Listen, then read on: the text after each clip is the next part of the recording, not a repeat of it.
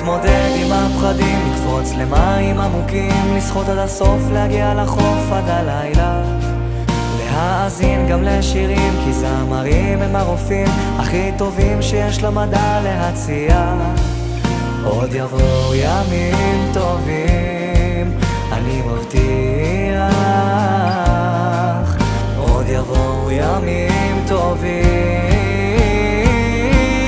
גם בשעות החשוכות של הלילה תמיד יהיה כוכב קטן שיעיר לך את עצמך, את הדרך הביתה. תמיד זה הכי חשוך לפני הזריחה.